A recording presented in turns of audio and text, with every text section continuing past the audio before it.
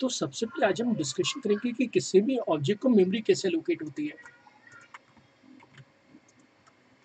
जिसके लिए पहले मैं एक फिगर बना लेता हूँ। Circle class with data member radius हमने कुछ दिन पहले बनाया था और हमने फंक्शन बनाए थे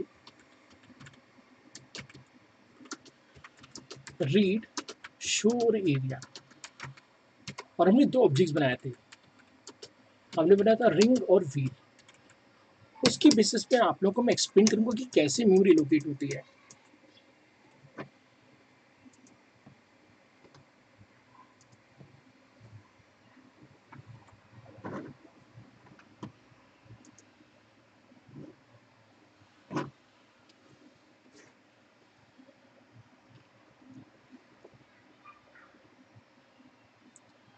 तो सबसे पहले दोस्तों हम क्लास को कंपाइल करते हैं।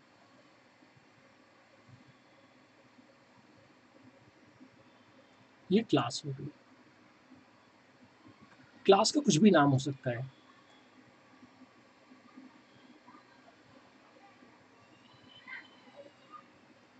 अब हमने यहाँ पे बनाया था रेडियस,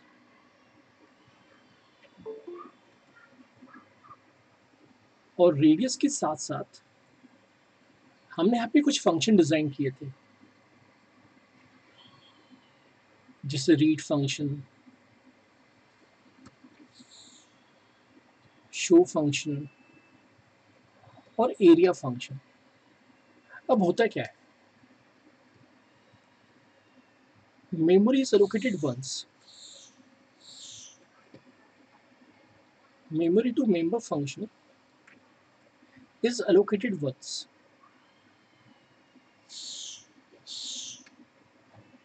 during class compilation। तो जैसे हम क्लास को कंपाइल करते हैं तो फंक्शंस को भी मेमोरी मिल जाती है, जबकि इसकी खासियत है individual copy.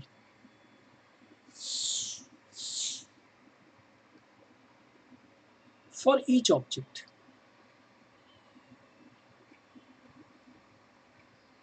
so that each object can hold its own value।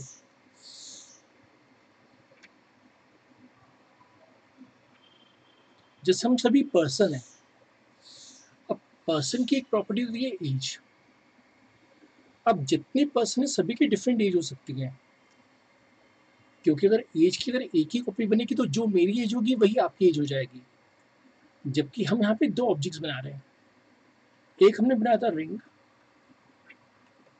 और एक हमने बनाया था व्हील। और अगर आपको याद हो तो हमने यहाँ पे रेडियस रखा था कुछ, यहाँ पे भी कुछ रेडियस रखा था। तो कंपाइलर क्या करता है, यहाँ पे मेमोरी लोकेशन करता है।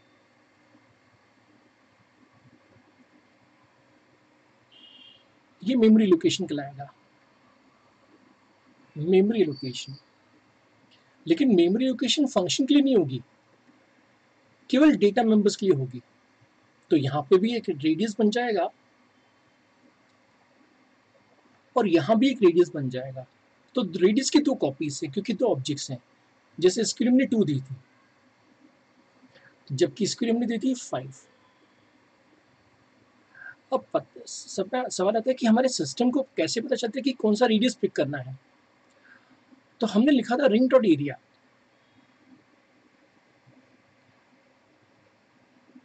जब लिखा रिंग डॉट एरिया तो सिस्टम ने किसका रेडियस पिक किया, रिंग का रेडियस, क्योंकि फंक्शन रिंग ने कॉल किया है।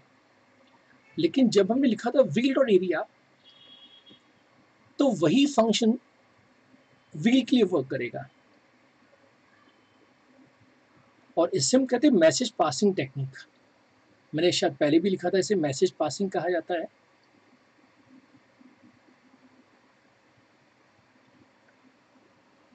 अब मेरे किसी फ्रेंड ने व्हील डॉट एरिया नहीं लिखा था तो उसके इसमें केवल रिंग का एरिया प्रिंट होगा, व्हील का एरिया प्रिंट नहीं होगा।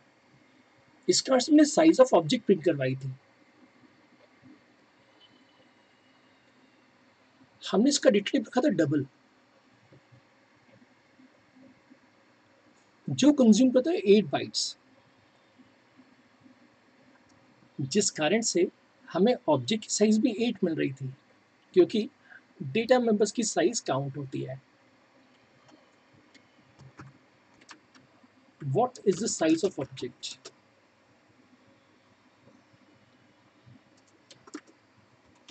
या ऐसे हम दूसरे सब्जेक्ट से दूसरी तरह से लिख सकते हैं, how we can compute size of an object. तो कितना आसान सा हमारा आंसर है, हमने जो फिगर देखा उसके बेसिस पे आंसर बनता है size of object equal to sum of size of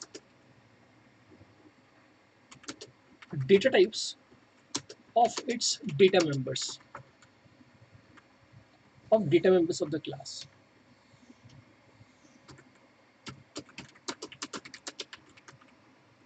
तो हमारे जब भी हमें किसी ऑब्जेक्ट की साइज निकालनी हो, तो जितने भी हमने डेटा मेंबर्स बनाए उनकी साइज का सम। रीजन क्या है? Individual copy of data member is allocated to each object, whereas member functions get memory only once।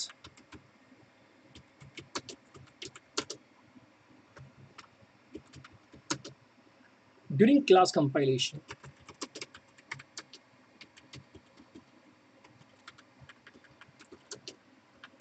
and are shareable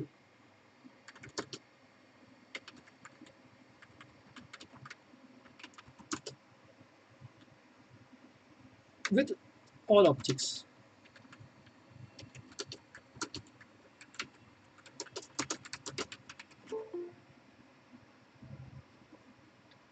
तो हमारे क्लास के जितने भी ऑब्जेक्ट्स हैं वो सबके सब मेंबर फंक्शन को शेयर करते हैं। अब हम डिस्कशन करना चाहेंगे नेक्स्ट कंसेप्ट को, syntax in steps of creating class objects and message passing in C++। अभी हमने जितनी भी ऑब्जेक्ट ओरिएंटेड प्रोग्रामिंग की, हमने देखा कि हमारी ऑब्जेक्ट ओरिएंटेड प्रोग्रामिंग 3 स्टेप्स होती हैं, क्लासेस को बनाना, ऑब्जेक्ट्स को क्रिएट करना और मैसेज पासिंग करना। अब हर प्रोग्रामिंग लैंग्वेज में सिंटेक्सेस होते हैं, तो पहले हमने एग्जांपल्स देखे थे, अब हम सिंटेक्सेस पे फोकस करेंगे। तो स्टेप फर्स्ट होती है दोस्तों क्रिएटिंग अ क्लास, जिसे हम कहते हैं ADT, एब्स्ट्रैक्ट डेटा टाइप।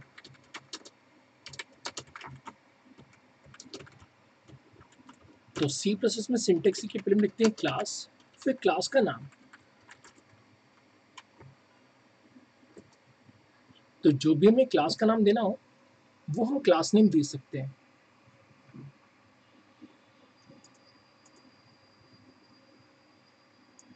फिर यहाँ पे 3 सेक्शन होते हैं। प्राइवेट सेक्शन होता है, जैसे कि हमने लास्ट टाइम डिस्कशन किया था कि प्राइवेट में जो इन्फॉर्मेशन को क्लास एक्सेस कर पाए। यहाँ पे प्रोटेक्टेड इन्फॉर्मेशन भी होती है और पब्लिक इन्फॉर्मेशन भी होती है। तो आपको वाइजली डिसाइड करना पड़ता है कि क्या प्रोटेक्टेड रखना है, क्या प्राइवेट रखना है और क्या पब्लिक रखना है। So as a developer you have to decide what information to be placed in private section, what information to be keeping protected and what to be placed in public। अब हम यहाँ पे बताते हैं डेटा मेंबर, सो लिखते हैं data type और member name, data member का जो भी नाम देना चाहें। कैंपस में सवाल आता है कि क्या मेंबर फंक्शन प्राइवेट हो सकता है या नहीं, तो मेंबर फंक्शन भी प्राइवेट हो सकता है। तो ऐसे ही रिटर्न टाइप, मेंबर फंक्शन, फिर डेटा टाइप और पैरामीटर्स।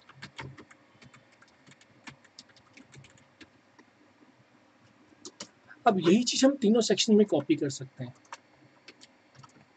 तो तीनों ही चीजें प्राइवेट हो सकती हैं, तीनों ही चीजें पब्लिक हो सकती है, तीनों ही चीजें प्रोटेक्टेड हो सकती हैं।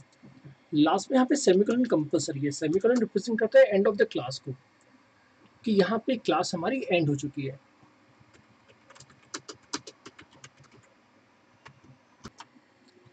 स्टेप सेकंड होती है दोस्तों इंस्टेंशिएशन। हमने ये वर्ड लास्ट टाइम भी यूज किया था, मीन्स क्रिएटिंग वन और more objects of the class. दोस्तों एक बार जब मैं इंटरव्यू में बैठा था तो मुझसे कहा गया कि भाई आप क्लास और ऑब्जेक्ट की नॉन टेक्निकल एग्जाम्पल दीजिए जिससे कि किसी को प्रोग्रामिंग ना आती हो उसको भी समझ में आ जाए। तो मैंने एग्जाम्पल क्या दिया, जैसे हमारी मम्मी जी दिवाली पे गुजिया बनाती हैं, तो मार्केट में गुजिया का सांचा आता है, तो किसी एक्सपर्ट ने एक बार गुजिया का सांचा बनाया, क्योंकि हम लोग सांचा नहीं बना सकते, वो सांचा मार्केट से खरीद के आ गए। फिर मम्मी जी ने सूजी ली, मैदा लिया और मावा ले लिया और उससे एक मिक्स बना लिया। अब mummy ji one by one उस मिक्स को सांचे में रखती थी, दबा देती थी, फिर बाहर निकाल लेती थी। तो मेरी मम्मी जी ने हंड्रेड्स ऑफ सूजी के या मावे के गुजिया बना लिए, तो सांचा तो एक ही था। ये वन टाइम जॉब है, लेकिन एक बार सांचा बन जाए तो हम जितने चाहे उतने गुजिया बना सकते हैं। मुझसे इंटरव्यू में कहा कि दूसरा एग्जाम्पल दो, तो मैंने कहा सर जब हम गणेश जी बिठाते हैं, गणेश जब समय आता है तो मार्केट में बहुत से गणपति अवेलेबल होते हैं, तो किसी एक्सपर्ट ने गणेश जी का कोई सांचा बनाया होगा पीतल का, और फिर उस पीतल के सांचे में क्या करते हैं, वो पीओपी भरते हैं, प्लास्टर ऑफ पेरिस, और फिर से दबा देते हैं और फिर खोल देते हैं, तो पीओपी के गणेश जी आ जाते हैं बाहर। लेकिन वो जो पीतल का सांचा था दोस्तों, दैट इज अ क्लास। तो designing the class is one time job. तो इसे हम कह सकते हैं स्टेंसिल, कि जैसी क्लास होगी वैसे ही ऑब्जेक्ट्स होंगे। अच्छा, अगर हमें गणेश जी डिफरेंट शेप में चाहिए तो वो सांचा काम नहीं आएगा, expert will have to make one more सांचा for different type of Ganesh ji. तो वैसे ही एक बार जब क्लास बन गई तो हम उसके ऑब्जेक्ट्स बनाएंगे, तो हम लिखते हैं क्लास का नाम, जो भी क्लास का नाम दिया हो, फिर ऑब्जेक्ट वन, ऑब्जेक्ट टू, जितने भी ऑब्जेक्ट बनाना चाहें। आज का मेरा एक टॉपिक था एरे ऑफ ऑब्जेक्ट। हम चाहते तो ऐसा भी लिख सकते थे, क्लास नेम ब्रैकेट में एरे नेम, और फिर जो भी साइज देनी हो, that is known as array of objects. तो आज जब हम प्रोग्रामिंग करेंगे तो सर्कल क्लास के हम ऑब्जेक्ट्स का एरे बना लेंगे। और सबसे इंटरेस्टिंग स्टेप क्या है, स्टेप थर्ड, जिसे हम कहते हैं message passing, through which object communicates with the class। तो अगर हमारा ऑब्जेक्ट चाहता है कि मैं क्लास से कम्युनिकेशन करूं, तो हमें मैसेज पासिंग करनी पड़ेगी। मैसेज पासिंग का सिंटेक्स क्या है, ऑब्जेक्ट का नाम डॉट जो भी फंक्शन का नाम हो। तो जब भी हम प्रोग्रामिंग करेंगे, चाहे जावा करें, चाहे पाइथन करें, चाहे सी शार्प करें, स्टेप्स 3 रहेंगे। जब हम जावा सीखेंगे तो जावा का सिंटेक्स फॉलो करना होगा, जब हम पाइथन सीखेंगे तो पाइथन का सिंटेक्स फॉलो करना होगा, लेकिन जो कंसेप्ट रहेगा विल रिमेन सेम। अब पहली स्टेप में हम क्या करेंगे, कोड बॉक्स में हम स्टेप 1 में फाइल में एक एम्प्टी फाइल बनाएंगे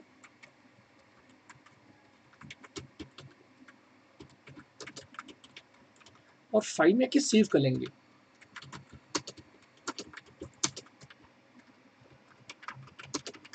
और उसका मैं नाम दूंगा circle.h। अब यहां मैं कोडिंग करने वाला हूं,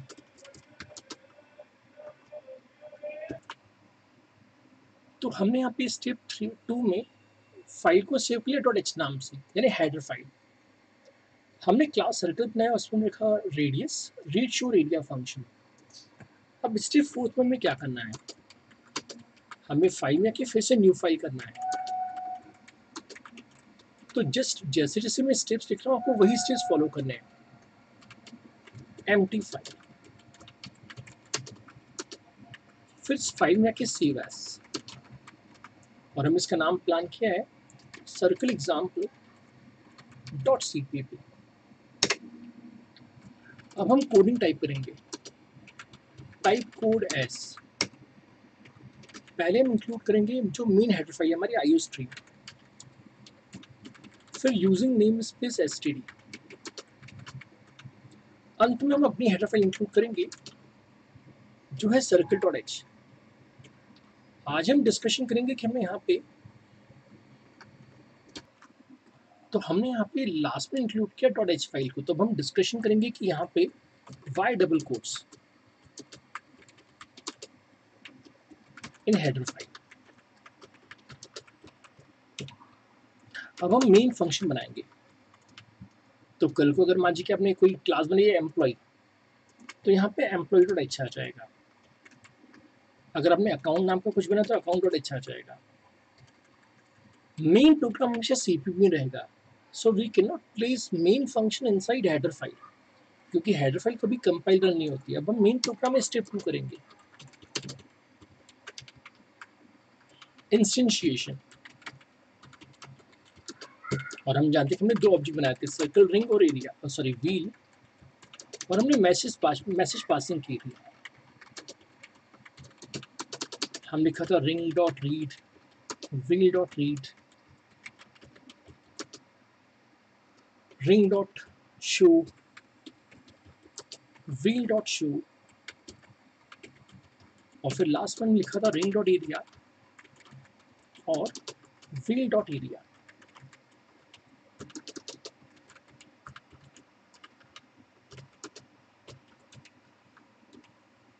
अब अगली स्टेप में क्या होगा, हमें सेव करना पड़ेगा, क्योंकि सेव करने के से पहले कंपाइल नहीं होगा। फिर हम जाएंगे रन मेनू में, या बिल्ड मेनू कह सकते हैं। बिल्ड मेनू में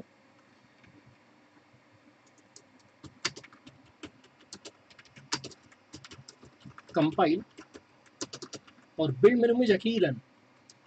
कभी कभी हम हेडर फाइल में मिस्टेक कर जाते हैं, तो सिस्टम हमें हेडर फाइल में ले जाता है। जैसे अभी हमारे किसी फ्रेंड के प्रोग्राम में हुआ कि बार बार वो हेडर फाइल में जा रहे थे,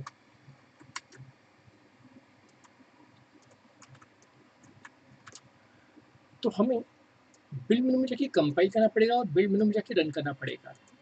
तो चलिए अब हम स्टेप को परफॉर्म करके देख लेते हैं। सेम यही स्टेप हमें फॉलो करनी है। तो फाइल में जाके हमने न्यू किया और कहा एम्प्टी फाइल, और ये पहला पोर्शन हम यहाँ से कॉपी पेस्ट कर लेते हैं। ये कोडिंग हमने कुछ दिन पहले भी सीखी थी, ये वही कोडिंग है। हमें बस ध्यान रखना है कि पहली स्टेप क्रिएटिंग एडीटी, ये हमारा हेडर फाइल में रहेगा और उसके जो फंक्शंस हैं, अगर आपने फंक्शंस को क्लास के बाहर डिफाइन किया है, जैसे मान लीजिए कि मैं एक फंक्शन को क्लास के बाहर ले जाता हूँ, जैसे कि हमने लास्ट क्लास में सीखा था, तो वो भी यहाँ रहना चाहिए। हम जानते हैं कि इस केस में यहाँ पे क्लास का नाम आ जाएगा और स्कोपेशन ऑपरेटर, और अगर हम इसे इनलाइन बनाना चाहते हैं तो आगे इनलाइन भी यूज़ कर सकते हैं। अब इसे सेव कर लेते हैं। हम स्टूडेंट से गलती क्या होती है कि हम गलत जगह पे सेव कर लेते हैं। आपको ध्यान रखना है कि हेडर फाइल और सीपीपी फाइल सेम लोकेशन होनी चाहिए। तो जैसे मैं डी ड्राइव पिक कर लेता हूँ, यहाँ मैं इसका नाम दे रहा हूँ circle.h। ध्यान रखना है कि .h होना चाहिए और सेव। अब हमें फिर से जाके फाइल में न्यू करना पड़ेगा और एम्प्टी फाइल। अब जैसा कि मैंने स्टेप में देखा था कि हमें इसे सेव करना होगा किस नाम से, .cpp नाम से। इसको सिलेक्ट कर लेते हैं और सेव।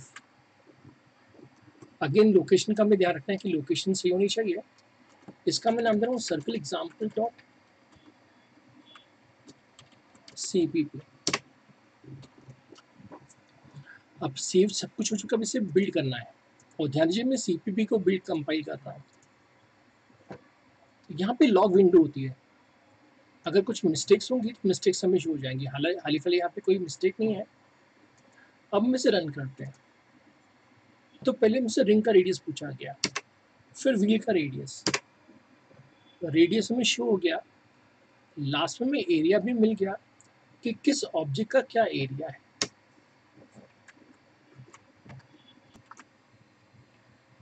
हम स्टेप फर्स्ट में फाइल में क्या कहेंगे न्यू फाइल, और लेंगे एम्प्टी फाइल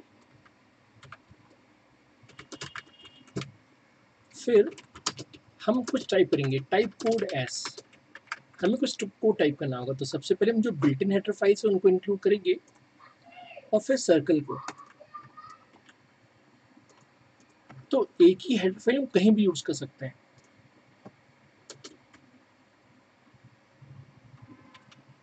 बस हमें एरे ऑफ ऑब्जेक्ट्स बनाना है। तो ये मैं एक सिंटेक्स दिखा था कि कैसे हम एरे का ऑब्जेक्ट बनाते हैं, पहले क्लास का नाम, फिर एरे का नाम, फिर साइज।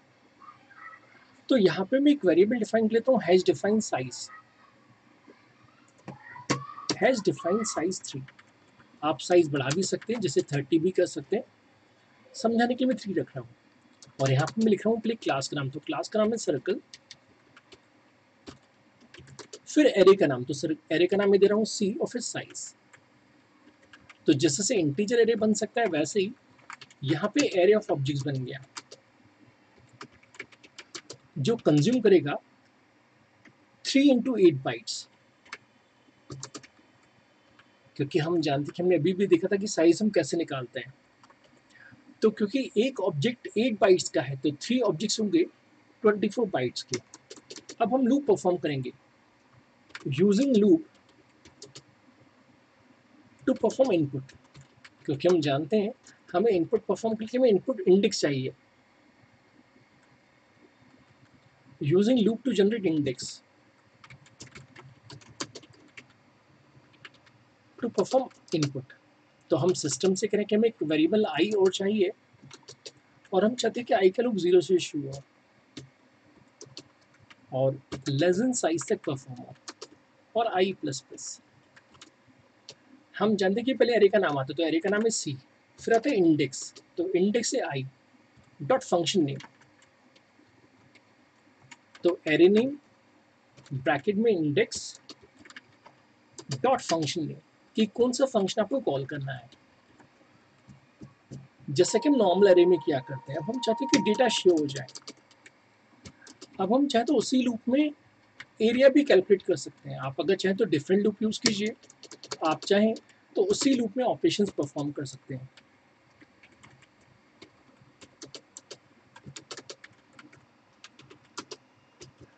अब टू डू इट होम, लेकिन पहले इसको हम सेव कर लें।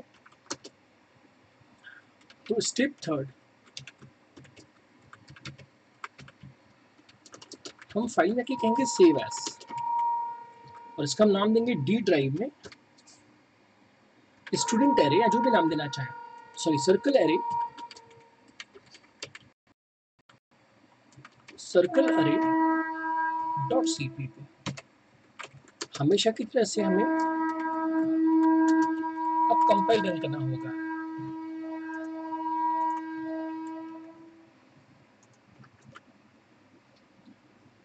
तो चलिए क्यों ना हम इसको ट्राई करें।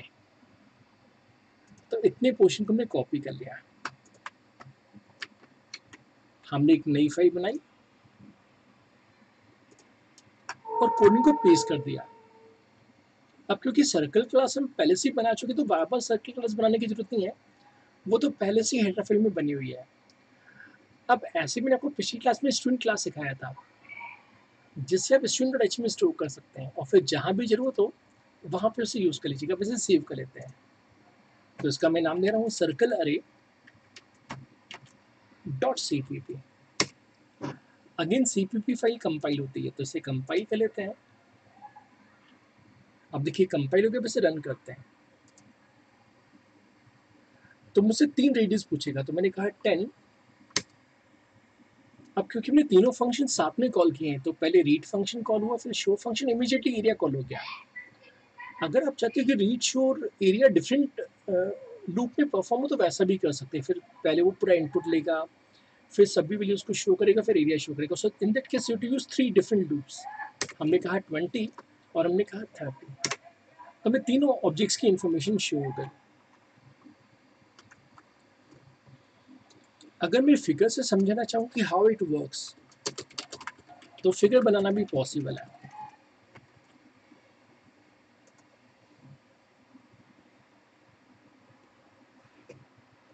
हमने एक एरे बना लिया दोस्तों,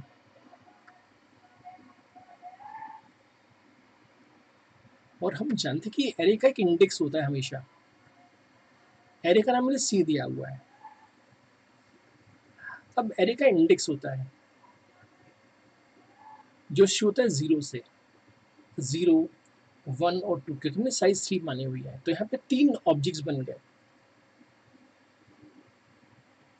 ये पहला सर्कल ऑब्जेक्ट बन गया, ये दूसरा सर्कल ऑब्जेक्ट और ये तीसरा सर्कल ऑब्जेक्ट।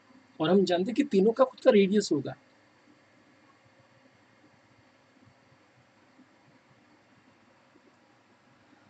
तो पहले हमने लिखा दोस्तों सी आई और फिर डॉट, जैसे हमने लिखा रीड। तो हम जानते हैं कि इस समय आई की वैल्यू क्या है, 0 है, तो सी 0 में रीड हो जाएगा। तो जैसे हमने कहा था 10, तो यहाँ पे 10 आ गया। फिर आई की वैल्यू बढ़ के हुई 1, तो हमने दिया था 20। और फिर जब हमने लूप की वैल्यू बढ़ा के 2 कर दी तो हमने दिया 30। तो क्योंकि 3 ऑब्जेक्ट्स है तो तीनों को हमने मेमोरी एलोकेट कर दी और तीनों को हमने डिफरेंट वैल्यूज दे दी। अब हमने इसी तरह से कॉल किया शो फंक्शन। तो सिंपल सी बात है कि जो आई की वैल्यू होगी वह इन्फॉर्मेशन शो होगी और उसी के बेसिस पे डेटा शो होगा। और हमने इसी तरह से कहा सी आई डॉट एरिया। तो जो आई की वैल्यू होगी उसी के बेसिस पे एरिया भी शो हो जाएगा। अब मैं डिस्कशन करना है कैंपस क्वेश्चन। अगर हम इस प्रोग्राम को ध्यान से देखें तो यहाँ पर मैं यूज करता हूँ एंगल ब्रैकेट, जबकि यहाँ हमने यूज किया है डबल कोट्स। तो कैंपस में पूछ लेगा कि हम कैसे डिसाइड करें कि कब हमें डबल कोड यूज करना है और कब हमें एंगल ब्रैकेट का यूज करना है। तो इसका देखिए आंसर क्या है। Double quote represent, double quotes and include, double quote with include represent that header file both .h and .cpp file are inside same folder। यही करने की मैं आप लोगों से रिक्वेस्ट कर रहा था कि आप लोग जो cpp फाइल है और जो हेडर फाइल उनको साथ में रखें। तो जब जब हेडर फाइल और cpp फाइल सेम लोकेशन में होंगी तो हमें डबल कोट्स लगाना होगा। जैसे अगर आप मेरी डी ड्राइव में देखें दोस्तों, तो मेरे डी ड्राइव में .h फाइल और .cpp फाइल साथ में रखी हुई थी, .h और .cpp, जिसका अर्थ हम डबल कोट्स का यूज कर रहे थे। लेकिन अब एंगल ब्रैकेट कब यूज करते हैं? Angle bracket with include represents that header file is present in is inside include folder, inside include folder of the compiler।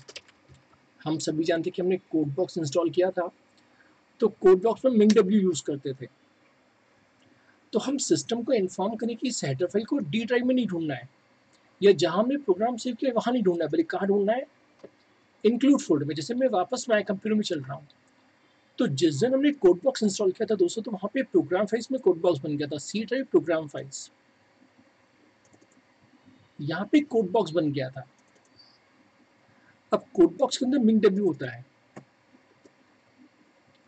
और MinW में देखिए आपको यहाँ पे मिलेगा इंक्लूड नाम का फोल्डर।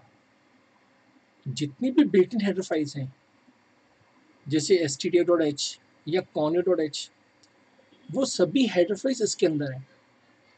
जिस कारण से जितनी भी बिल्ट इन हेडर फाइल्स हैं उनके लिए हम यूज करते हैं एंगल ब्रैकेट्स का। जैसे यहाँ पे आईओ स्ट्रीम भी आपको दिख जाएगी। तो जब भी कोई हेडर फाइल हमारे इंक्लूड फोल्डर में हो, then we have to use angle brackets. लेकिन जब जब हमारी कोई हेडर फाइल सेम फोल्डर में, तब हम डबल कोट का यूज करते हैं। अभी जो हमने प्रोग्राम देखा था उसको हमने बिल्ट इन हेडर फाइल में एंगल ब्रैकेट यूज किया था, जबकि हमारी कस्टम हेडर फाइल में डबल कोट। तो कैंपस पूछ रहा है कि क्या बिल्ट इन हेडर फाइल में भी डबल कोट यूज हो सकता है? बिल्कुल यूज हो सकता है। मैं आपको करके दिखाना चाहूंगा। हम चाहते तो यहाँ पे आईओ स्ट्रीम में भी डबल कोट लगा सकते थे। अब इसे कंपाइल करते हैं फ्रेंड्स। देखिए कंपाइल हो गया, रन भी हो जाएगा।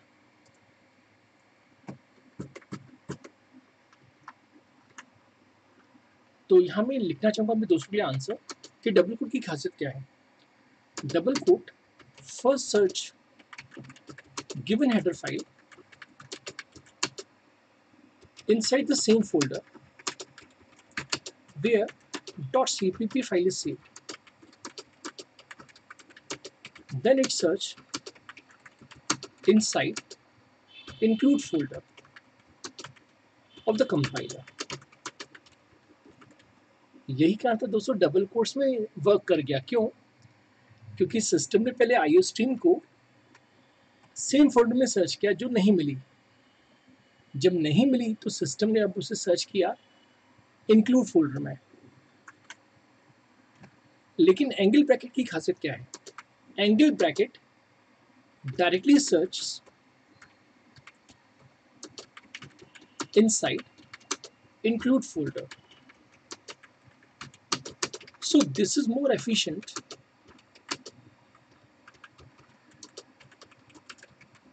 for built-in header files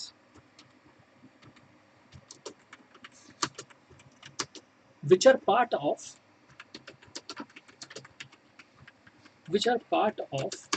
include folder. हमें पता है कि वो हेडर फाइल बिल्ट इन है, तो क्यों हम सिस्टम से कहें कि दोनों जगहों पे ढूंढो। हम अपने सिस्टम से करें कि सिस्टम आपको कहीं भी नहीं ढूंढना है, इसे आपको कंपाइलर के इंक्लूड फोल्डर में ढूंढना है। Search inside include folder. जबकि डबल कोड का मतलब था कि वो सेम डायरेक्टरी में सर्च करता है, तो टेक्निकली डबल कोड दोनों में वर्क कर जाएंगे। लेकिन जब भी कोई बिल्ट इन हेडर फाइल हो तो एंगल ब्रैकेट लगाना ही समझदारी है। क्यों? क्योंकि एंगल ब्रैकेट डायरेक्टली इंक्लूड में सर्च करते हैं। अब जैसे कभी मेरे फ्रेंड उल्टा पूछते हैं कि सर अब आप यहाँ पे एंगल ब्रैकेट लगाने की कोशिश करें, ये वर्क नहीं करेगा। क्यों? क्योंकि हमने अभी भी डेफिनेशन पढ़ी कि एंगल ब्रैकेट एज्यूम करता है कि वो इंक्लूड फोल्डर के अंदर है, जबकि हमने सर्कल डॉट एच को इंक्लूड फोल्डर में नहीं बनाया है। तो कल जब मेरे दोस्त प्रोग्रामिंग करे तो उनको ये दिक्कतें आ रही थी। क्यों? क्योंकि जब उन्होंने प्रोग्राम बनाया तो उन्हें ध्यान नहीं दिया कि यहाँ पे एंगल ब्रैकेट्स नहीं, यहाँ में डबल कोट्स लगाने थे, क्योंकि हमें सिस्टम को इन्फॉर्म करना है कि दोनों सेम लोकेशन पे हैं। अब इसे फिर से कंपाइल करते तो ये वर्क कर जाएगा।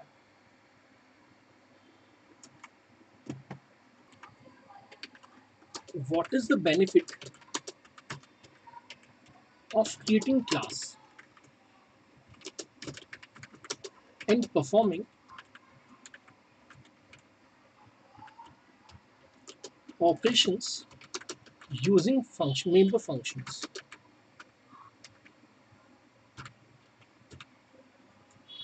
तो दोस्तों क्लास का बेनिफिट तो हम देख ही चुके हैं। Once a class is created, we can create any number of objects.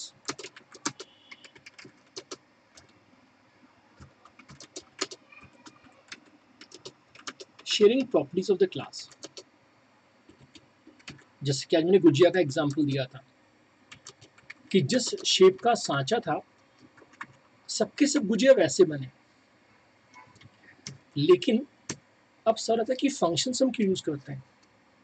Using member function we can apply some business rules.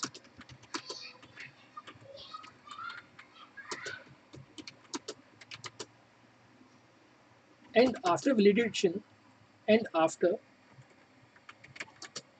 validation, we allow operations.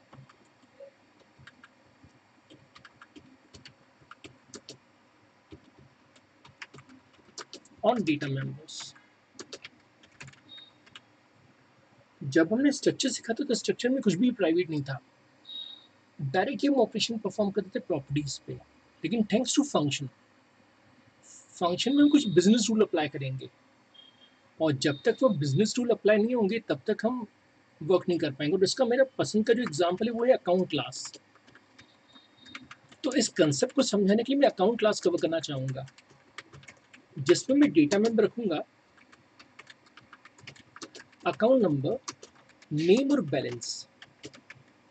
अब यहाँ पे मैं बिजनेस रूल्स बनाऊंगा।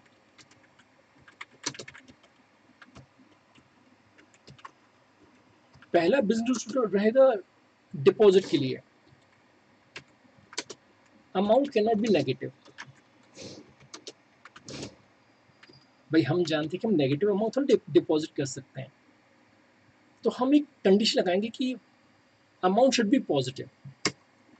सेकंड हम बिजनेस रूल लगाएंगे विड्रॉ का। हालांकि बीच बीच में आरबीआई या हमारी जो भी सेंट्रल बैंक है वो रूल्स बनाती है, तो मैं अभी विड्रॉ का रूल बना रहा हूँ, amount can not exceed 20,000 rupees.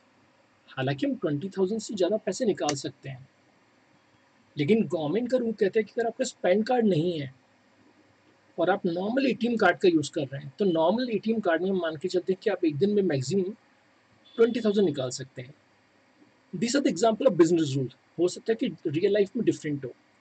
अब इसी की प्रोग्रामिंग में आप लोगों के लिए कर रहा हूँ। तो हमने अभी जो एग्जाम्पल कवर किया अकाउंट क्लास, वो इसको समझाने के लिए कवर किया है कि क्लास बनाने का क्या बेनिफिट है और मेंबर फंक्शन क्यों बनाए जाते हैं। तो हमने हमेशा की तरह इंक्लूड किया आईओ स्ट्रीम को, और हम यहाँ पे लिख रहे हैं यूजिंग नेम स्पेस एसटीडी, और हमेशा की तरह पहली स्टेप डिफाइन क्लास। तो हम सिस्टम से करें कि हमारी क्लास का नाम है अकाउंट, जिसमें हम चाहते हैं प्राइवेट मेंबर्स जिनको कोई भी डायरेक्टली एक्सेस ना करे। तो करेक्टर अकाउंट नंबर, जो भी आप साइज देना चाहें, नेम, और अंत में बैलेंस। बैलेंस का डेटा टाइप चेंज हो जाएगा। बैलेंस को मैं डबल रख रहा हूँ। एक पे जब हम सेमीकोलन लगा दें तो मल्टीपल स्टेटमेंट को साथ में लिख सकते हैं। अगर आप इसे डिफरेंट लाइन में लिखना चाहे तो डिफरेंट लाइन में लिख सकते हैं, सेम लाइन में लिखना चाहे तो सेम लाइन में भी लिख सकते हैं। अब हम पब्लिक सेक्शन में चाहते हैं कि कम्युनिकेशन पॉसिबल हो पाए, तो पहला फंक्शन रीड या इनपुट जो भी नाम देना चाहें।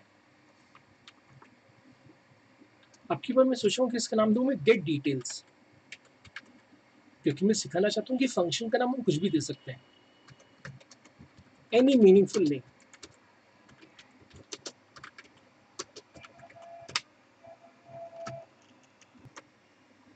तो यहाँ पे मैं बिजनेस रूल अप्लाई कर रहा हूँ डिपॉजिट फंक्शन में, कि अगर amount less than equal to 0 हो तो उसके इसमें मैसेज आएगा sorry, amount should be greater than 0। 0 से बड़ी अमाउंट हमें चाहिए। लेकिन बाय चांस अगर कंडीशन ओके है तो हम चाहेंगे कि बैलेंस पे अमाउंट ऐड हो जाए। इसको मैं ऐसा भी लिख सकते थे, balance equal to balance plus amount, और लास्ट में शो करेंगे new balance, c out new balance after deposit is equal to जो भी बैलेंस की वैल्यू हो। अब आप लोगों के लिए मैं टास्क छोड़ रहा हूँ to do at home. Similarly design withdraw function. हम सभी जानते हैं कि विड्रॉ में अमाउंट ऐड नहीं होता, विड्रॉ में अमाउंट डिडक्ट हो जाता है। अब ये हो गया हमारा एंड ऑफ द क्लास। हालांकि हम चाहते थे यहाँ पे एक फंक्शन बना सकते थे show details, void show details, जिससे कि हम डिटेल्स देख पाते हैं कि अकाउंट नंबर क्या है,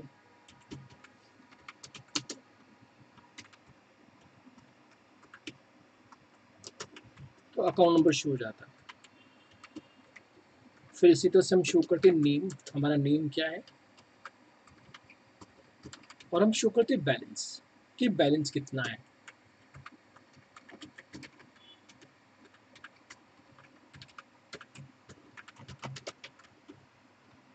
और जैसा कि मैंने कहा था कि मल्टीपल लाइंस में भी ब्रेक करके लिख सकते हैं, तो अगर एक ही लाइन में ना आ पा रहा हो तो हम ब्रेक करके मल्टीपल लाइंस में भी स्टेटमेंट लिख सकता है।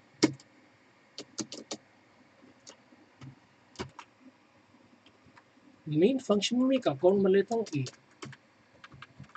अकाउंट ए, तो ये एक ऑब्जेक्ट कहलाएगा।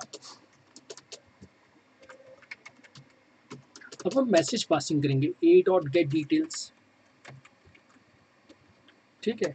फिर मैं ए डॉट डिपॉजिट कर रहा हूँ, पहले मैं -100 रुपीज़ डिपॉजिट करने की कोशिश कर रहा हूँ, तो इसमें एरर आ जाएगा, क्योंकि हमने रूल बनाया कि भाई 0 से अब होना चाहिए। फिर से हम डिपॉजिट करेंगे 100 रुपये, तो ये वर्क करेगा। तो -100 वर्क नहीं करेगा, लेकिन +100 वर्क कर जाएगा। अब हम कहेंगे शो डिटेल्स, तो हमें इंफॉर्मेशन शो हो जाएगी कि ऑब्जेक्ट की डिटेल्स क्या है। जैसा कि मैं कई बार बता चुका कि हम स्टेटमेंट को एक ही लाइन में लिख सकते हैं, तो एक ही लाइन में स्टेटमेंट लिखा जा सकता है। तो इसके बेसिस पे हम घर में हेडर फाइल बना सकते हैं अकाउंट डॉट एच, जिसमें हम क्लास अकाउंट को रखेंगे, और सीपीपी फाइल जिसमें मेन फंक्शन वाला पार्ट आ जाएगा। तो ये ऊपर वाला पार्ट आ जाएगा हेडर फाइल में, और नीचे वाला पार्ट आ जाएगा सीपीपी फाइल में। अभी यहाँ पे मैं एक ही ऑब्जेक्ट बना रहा हूँ, लेकिन आपको मैंने एरे बनाना सिखाया, तो आप चाहें तो अकाउंट क्लास के भी एरे ऑफ ऑब्जेक्ट्स बना सकते हैं। अब हम इस प्रोग्राम को रन करना चाहेंगे, तो हमने यहाँ से सिलेक्ट कर लिया यहाँ तक, और हमें इसे पेस्ट करना होगा यहाँ पे।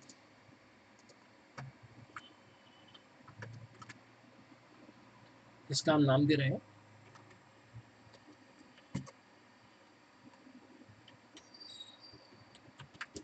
Account class, account class dot CPP. इसे कंपाइल कर लेते हैं, कोई एरर कोई वार्निंग नहीं है। अब इसे रन करते हैं। हमेशा की तरह मेन फंक्शन से एग्जीक्यूट हुआ। हमने कहा अकाउंट नंबर 121, नेम हमने कहा जय, और बैलेंस हमने कहा 30,000 रुपीज़। पहले हमने -100 जमा करने की कोशिश की, जिस कारण से एरर आ गया, लेकिन हमने फिर से 100 रुपये जमा किए थे, तो टोटल अमाउंट हो गई 30,100 रुपीज़। हमने शो डिटेल्स फंक्शन को कॉल किया, तो शो डिटेल्स कह रहा है कि अकाउंट नंबर 121 है, नेम जय है, और बैलेंस 30,100 है। यहाँ पे लाइन चेंज नहीं हो रही। अगर आप लाइन चेंज करना चाहें तो यहाँ पे स्लैशिंग लगा दीजिए, तो जहाँ जहाँ आप स्लैशिंग लगाएंगे वहाँ पे लाइन चेंज हो जाएगी।